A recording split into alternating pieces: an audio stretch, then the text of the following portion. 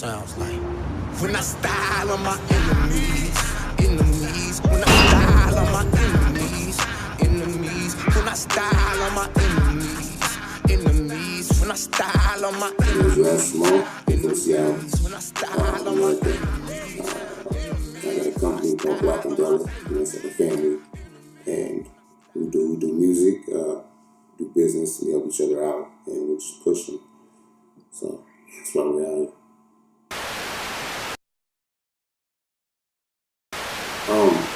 My influence, not so much from music, but just like from life. So all the people that are around me, the things that I've been through, all the stories that I tell, like all the shit that I'm talking about in my music is just things that happened to me. So it's just me documenting what's happening.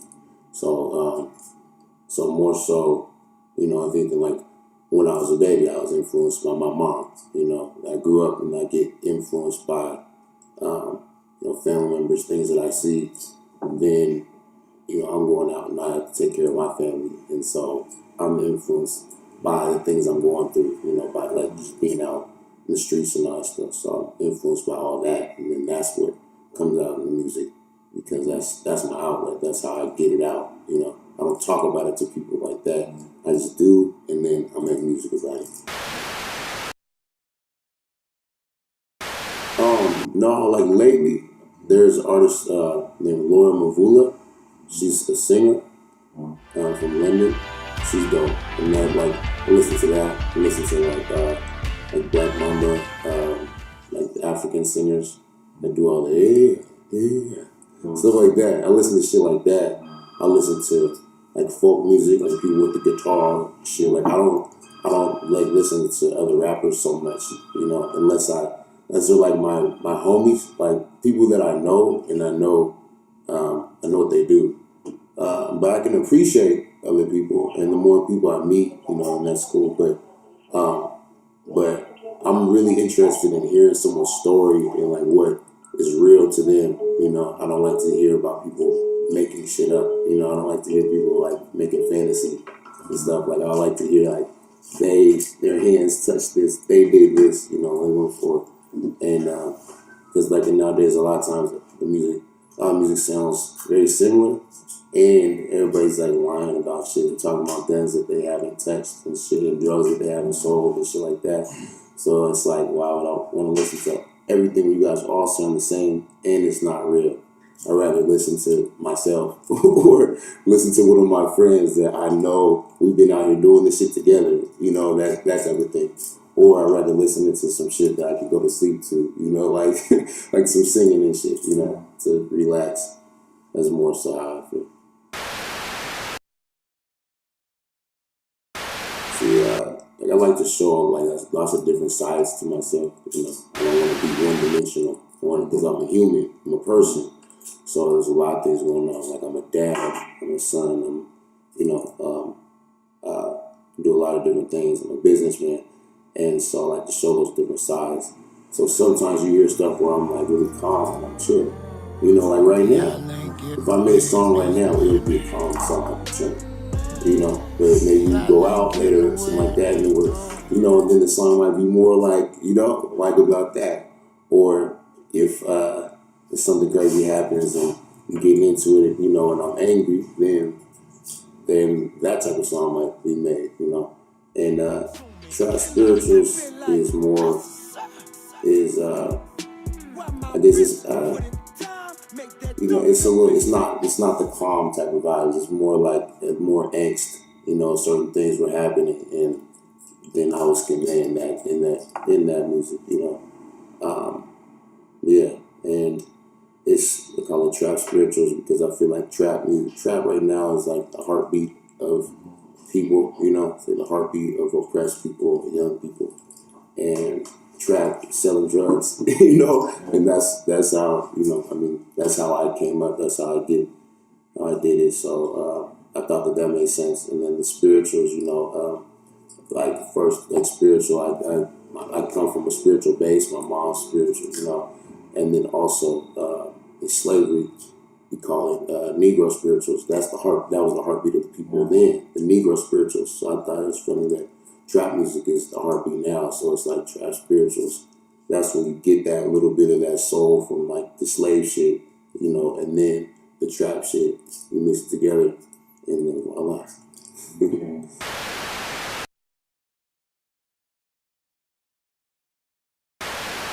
It's a play on the words, like, you know, the word like white privilege.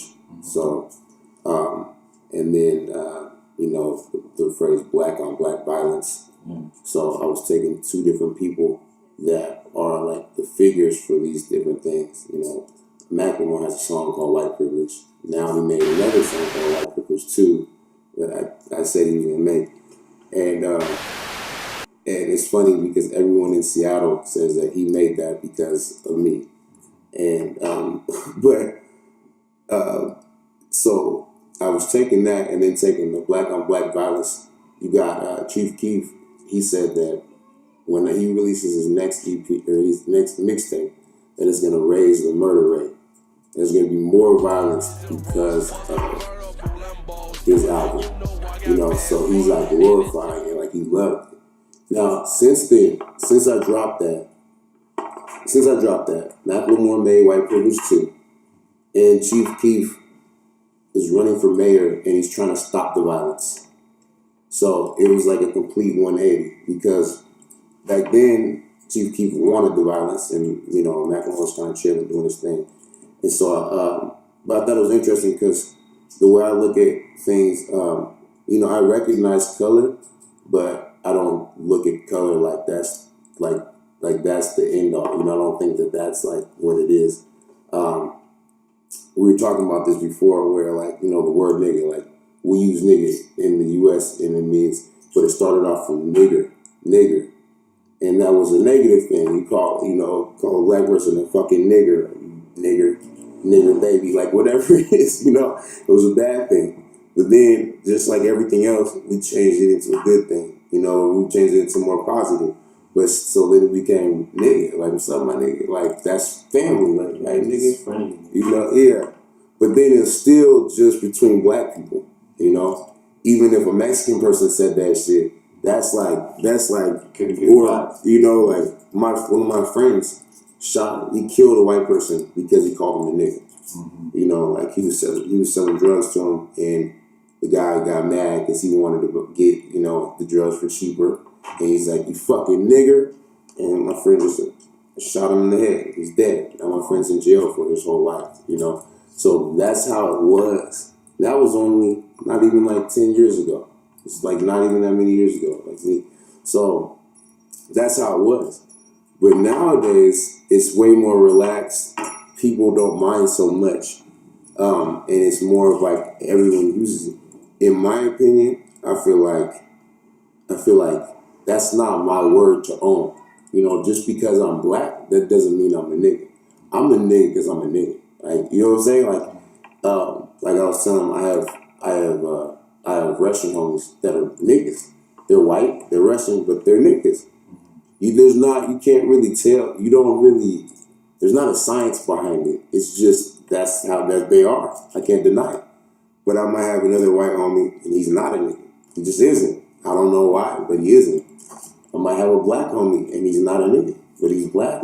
You know what I'm saying? So it's a little bit different. So that's why instead of saying white privilege, black on black violence, it's, you know, it's those things, because it's not so much color. There is color. Color does play a part, but it's a lot more complex now, you know? And it's same with, like, you know, with black on black violence. The violence is between all different types of colors now, but it's like, if you're a nigga, then you're gonna see that a lot more. Me walking around in the States, in the U.S., looking how I look, just being who I am, you know, I have to keep my gun on me, because anything can happen at some point. And I'm not gonna walk around bodyguards all the time. That's not how I get down. Like, but people are jealous. People look at you like, but if you just look like a regular white dude, then people don't mess with you. They don't care. It's not like that. Like, I heard that out here, that it's more so people will rob older people. Is that true? Yeah. That's more so? Mm-hmm. So in the States, Nah, people don't touch older people. People rob other black people, niggas. You know what I'm saying? Like, that's what it is. So it's a little different. So, but yeah, I made that just to kind of talk about all the different things that are going on. And yeah, I mean, it goes deeper, but that's what it is.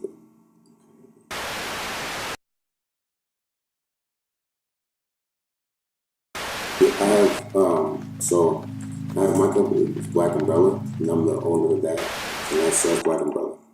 And then we did a partnership with 300, and so we were the first people to do a partnership. I was the first artist that they were working with, and yeah, so I'm still with them as a partnership, but I'm not. It's not the same as a signed artist. Like, we have a kind of a whole different agreement that we have. So at this point, the way that I wanted to do things was that I still have my independent movement going on, and that I can grow organically and get to the place that I want to get to myself before we're pushing things to radio, pushing things over here, because I want it to feel real. I want to go around and get all the little fans and little people and get my core fans before I get just everybody coming in. Because, you know, when you go and you blow up like that, when you're on the radio and you're mainstream, you get hype fans that are like, that ride the wave. They're like, oh, you like it, they like it, oh, okay, I like it. I don't want that. Like, when it comes later, okay, cool, like, yeah, that's cool, come everybody, come on. But I'd rather have way more people who are like, you know, I adore Raz Simone. I love Raz Simone. Like his music speaks to me. Like, I know all his songs, every album. Like, I want people like that, and I want more people like that. You know, I already have a lot of people like that, but I want way more. And then you got a stronger base, and then you grow out from that. You know, and then all those people, when someone else is listening to one song, they're like, oh, I heard this song on the radio. Yeah, I love that one song.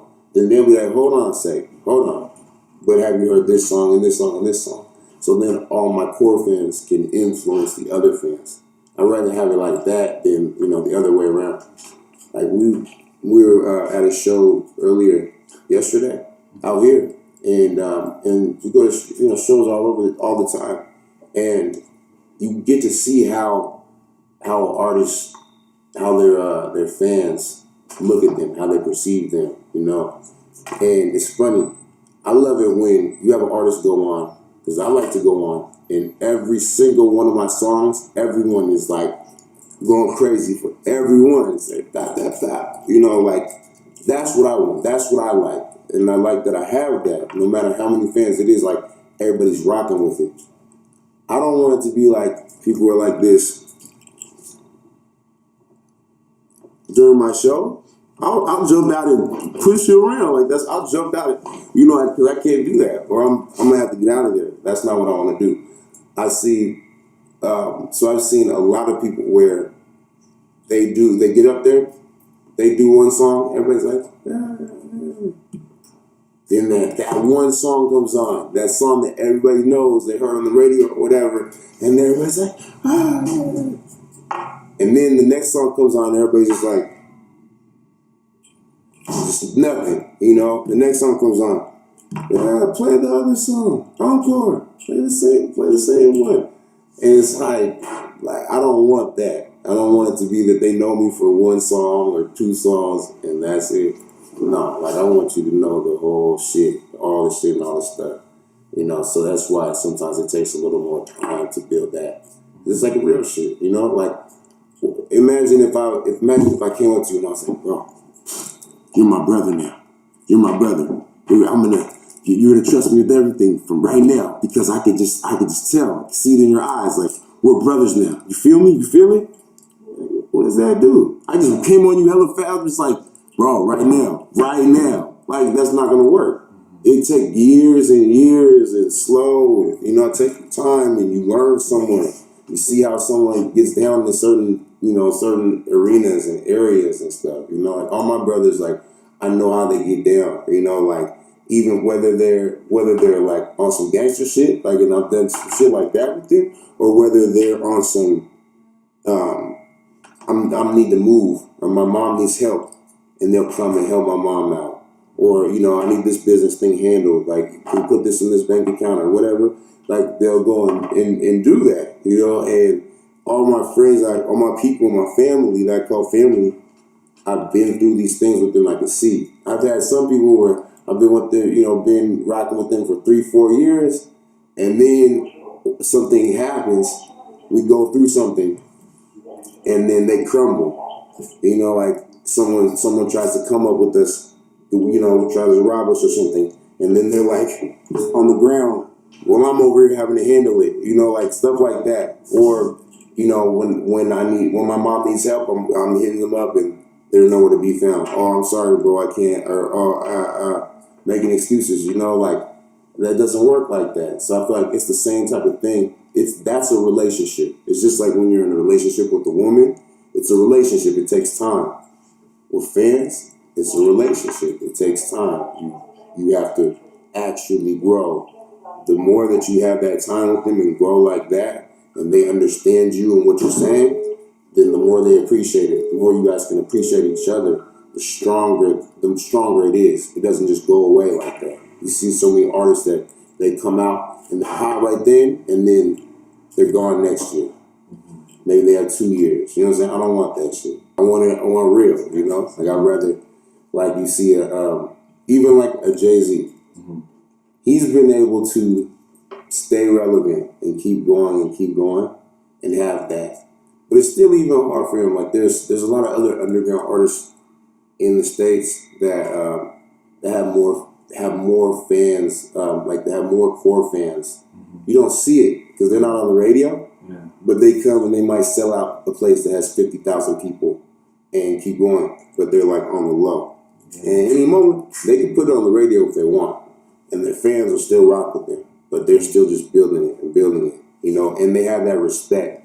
Like even like having a respect, like, like Boozy, he has that type of respect, there's certain people that have that respect. I'd rather have the respect and be able to and be able to do what I want to do whenever the fuck I want to do it, than have fame and be chained down and, shit like that. Like I'd rather, do whatever the fuck I want to do and build with my fans like that, So that's how I'm very thoughtful about that, mindful about that all the time.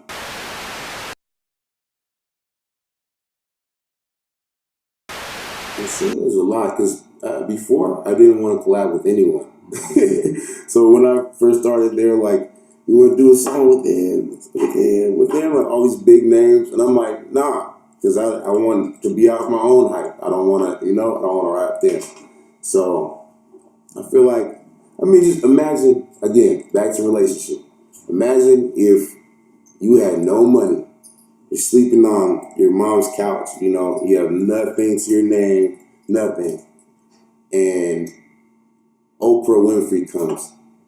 She's looking sexy as fuck, and she wants to marry you. She wants to fuck with you.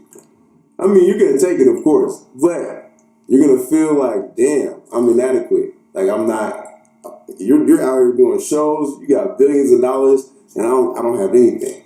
Like you wanna kind of make sure that you're doing it also, so it doesn't look like, oh, here's Oprah Winfrey, and there's her like bitch ass husband or bitch ass boyfriend that doesn't do shit. You know what I mean?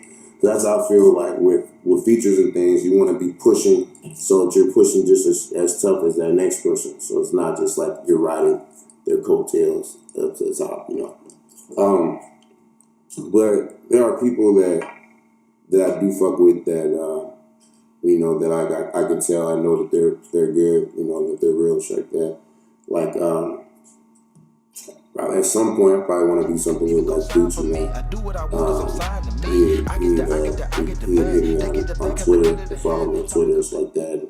They're even like when he was in jail and stuff, so I knew he was watching my shit, and I do fuck with his, with him, because he just keeps it real, as it, what else?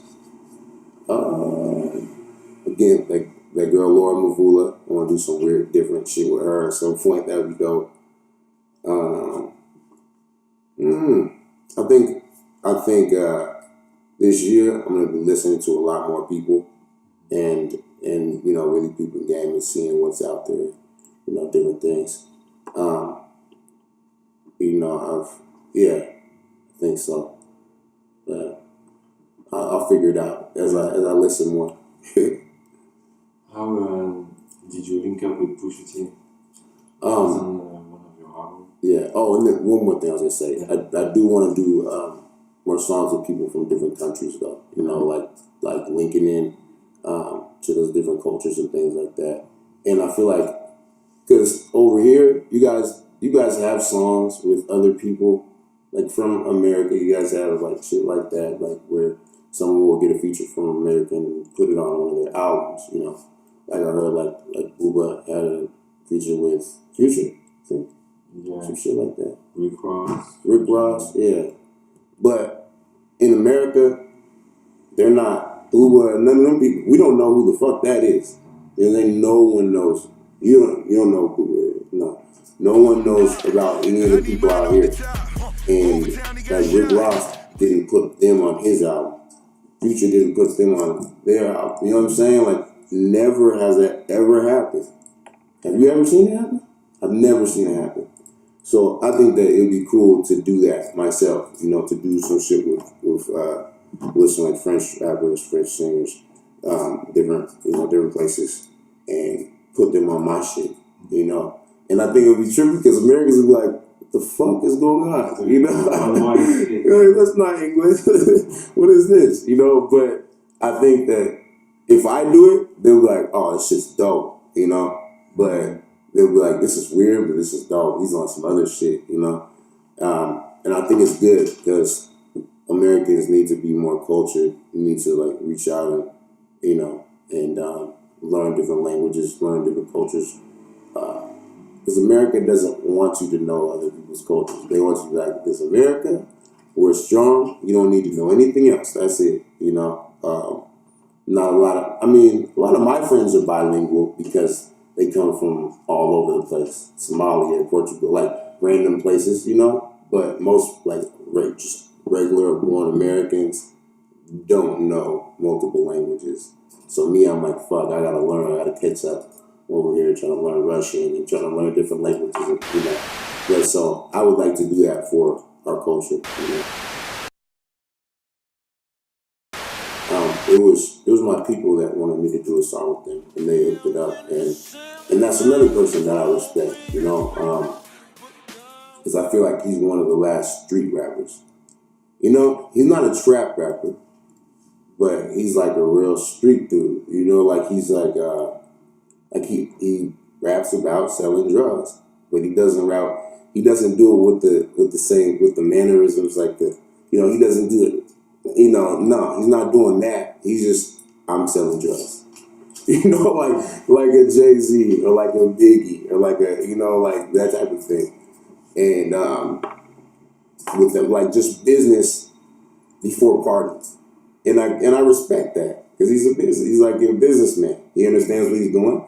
He's smart as fuck and he's good. So I thought that was dope. He's a legend, and so doing work with him is dope. I definitely like to do more shit with him in the future,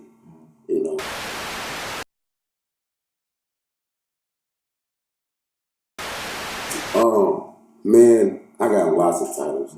The thing is that I got albums on top of albums, like, because I'll make a song and I might sit on it for 5 years. Some of the things I put out are like 7 years old. And that's why I know the classic Raz album, because some of the songs on Trap Spirituals are 4 years old. But it still sounds current. It sounds like I made it yesterday. That's how you know, like, it's ahead when I make something and I still appreciate it later, that I know this is classic me. I know that this is real, And then some of them I made 5 days before I put it out. Some of them I made very recent. Sometimes it takes me 30 minutes to make a song. Sometimes it takes me 5 minutes. Sometimes it takes me 5 days. Sometimes it takes me a long time. Because I do the production also, so I'll go through and I'll bring in live instruments sometimes and think about different sounds and mix it the way I want. I'll work with the engineer or I'll engineer it myself and, take the dB, the level, the volume this low. Okay, now bring this rush, do this, take the frequency down here, turn it up here, bring the lows in. Like, I'm very particular about all that shit. So I take my time and do it. And then while I'm making it, I'll have all these different songs. I'll be like, ooh, that's an album. Okay, I'll put a story together with that. And then I'll be like, 3 days later, ooh, no, this is better. And I'll have like 3 different albums lined up. And then I'll think, okay, I'm going to go with this one first. And then the next day I'll be like, nah, fuck it, I'm going to go with this one. And then, then I like go on that and start doing that. So it's all over the place. But I think that the next one's going to be like real wavy. Trap Spirituals is real like, it's real just like, slunky. It's got that like, that hype and that attitude, that movement to it, and like I said, that angst in the air. And I think the next one is probably going to be real like, you can sit back and just listen to it like, and just like, and melodic, So that's what I think. But it's going to be dope. And I always want to just do different shit, I don't want to do always the same shit that I did last time. Like, all right, this time I'm going to do it, switch it up like this, and kind of just show the versatility, and what I'm offering at that point. So I'm going to do that. I might do one for the ladies, We'll see. Only when the last tree has died, when the last river has been poisoned, when the last fish has been caught, we realize that we can't eat money. Told you I wasn't that nigga. They lied.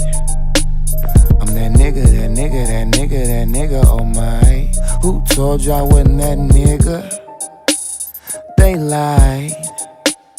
I'm that nigga, oh my. That nigga, oh my.